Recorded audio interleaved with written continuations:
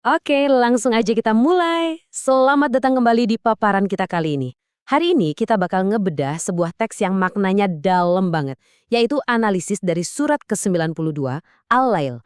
Dan asal tahu aja, ini bukan cuma sekedar teks kuno loh. Ini ibarat sebuah peta jalan buat kita ngarungin momen-momen paling gelap dalam hidup, sampai akhirnya kita bisa nemuin cahaya. Kita akan eksplorasi tema besarnya, Al-Lail, puncak perjalanan ruhani.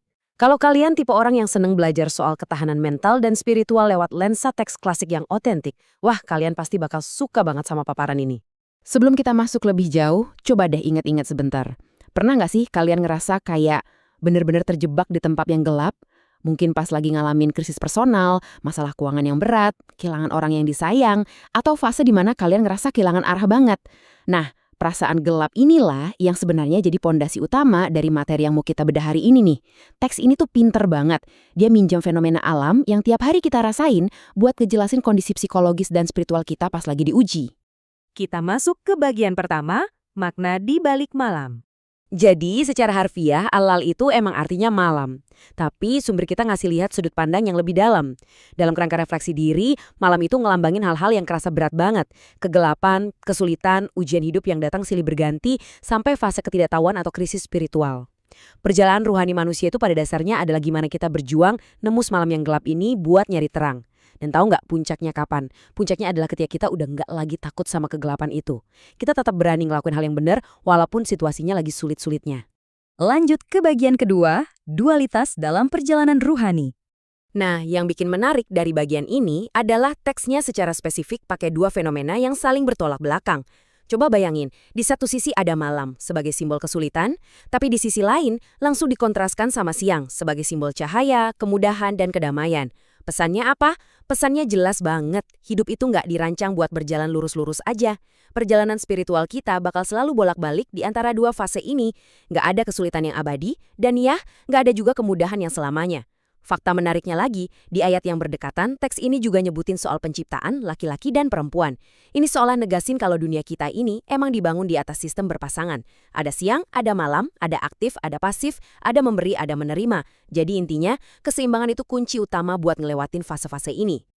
Dan bicara soal keseimbangan, ini nyambung banget sama satu kalimat kuat ini. Sesungguhnya usaha kamu sungguh beragam. Di zaman sekarang, jujur aja deh, seberapa sering sih kita ngebandingin diri kita sama pencapaian orang lain? Teks ini dengan tegas ngingetin kalau tiap orang itu punya jalan spiritualnya masing-masing. Beda-beda. Ada yang ngerasa perjalanannya gampang dan mulus, ada yang ngerasa terjal dan lambat banget, ada yang ujiannya lewat harta melimpah, ada yang diuji kesabarannya karena kekurangan. Pesannya simpel tapi ngena. Stop bandingin prosesmu sama proses orang lain. Fokus aja sama perjalanan malam dan siang kalian sendiri. Sekarang kita masuk ke bagian ketiga, dua jalan berbeda. Setelah kita paham kalau perjalanan tiap orang itu beragam, sekarang ibaratnya kita lagi berdiri di persimpangan jalan nih. Yuk kita lihat tabel perbandingan ini. Teks ini ngebagi pola sikap manusia jadi tiga hal utama. Pertama, dari cara kita mandang harta. Golongan satu itu dermawan, suka berinfak. Golongan dua, mereka kikir atau pelit. Kedua, dari sikap spiritualnya. Golongan satu itu bertakwa, sadar kalau mereka butuh Tuhan. Nah, golongan dua kebalikannya. Mereka arogan, merasa udah cukup, kayak nggak butuh siapa-siapa lagi. Terakhir soal percaya sama balasan perbuatan. Golongan satu yakin sama yang namanya kebaikan dan surga, sementara golongan dua mendustakannya. Ini benar-benar semacam cetak biru yang ngegambarin dua mindset paling mendasar dari manusia. Kalian ada di posisi mana nih kira-kira? Dampak dari milih mindset tadi itu luar biasa loh. Di sini ditunjukin adanya hubungan sebab akibat yang nyata banget ngebentuk masa depan kita. Buat mereka yang milih jalan dermawan dan bertakwa, mereka bakal dimudahkan menuju kemudahan. Semacam dapat green light yang ngebawa ke kebahagiaan abadi.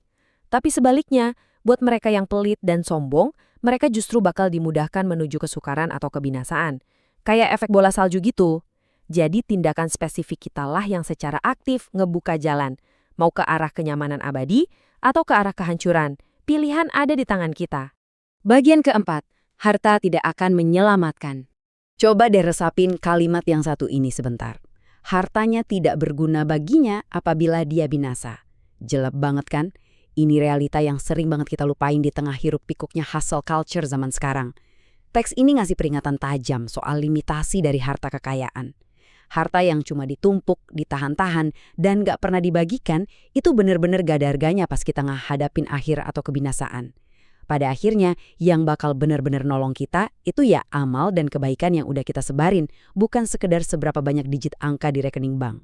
Sumber materi kita juga nggak main-main ngasih peringatan konsekuensi berat buat golongan yang milih jalan celaka tadi. Terutama buat mereka yang secara aktif mendustakan kebenaran dan malah buang muka dari keimanan. Teks ngegambarin kalau ujung dari kesengsaraan mereka itu adalah api neraka.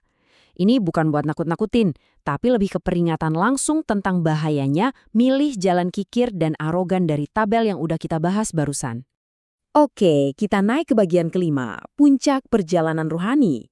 Setelah kita bahas soal persimpangan yang gelap tadi, pertanyaannya sekarang gimana dong caranya kita nyampe ke puncak suksesan spiritual?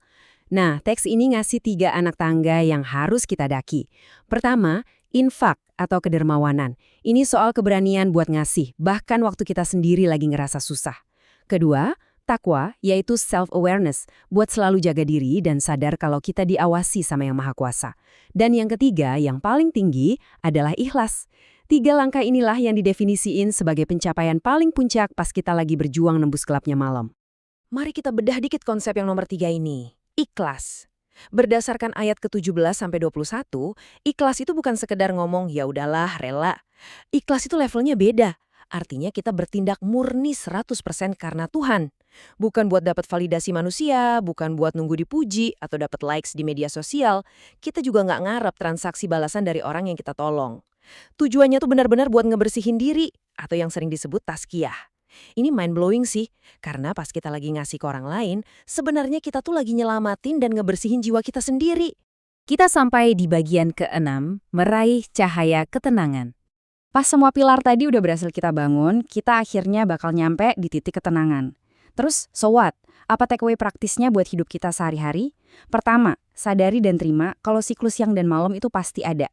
Jadi jangan gampang putus asa pas lagi gelap, dan jangan gampang sombong pas lagi terang. Kedua, terus latih otot kedermawanan dan ketakwaan kalian. Ketiga, buang jauh-jauh rasa pelit dan ego yang bikin kita ngerasa nggak butuh Tuhan. Dan terakhir, make sure setiap niat baik kita dibarengin sama keikhlasan yang murni.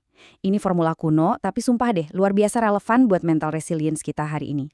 Dan akhirnya kita sampai di penghujung paparan ini. Ada satu pertanyaan buat kalian bawa pulang dan renungin hari ini. Siapkah Anda menembus malam Anda menuju cahaya? Ingat ya, malam itu ngelambangin semua kesulitan dan krisis yang mungkin lagi kalian alamin sekarang. Kegelapan itu nggak dibikin buat ngurung kalian selamanya kok, tapi buat kalian lewati dengan kedermawanan, ketakwaan, dan keikhlasan. Terima kasih banyak udah nemenin saya ngebedah Al-Lail ini. Sampai ketemu di paparan seru kita berikutnya, dan ingat, tetap terus melangkah walau jalan di depan lagi kerasa gelap.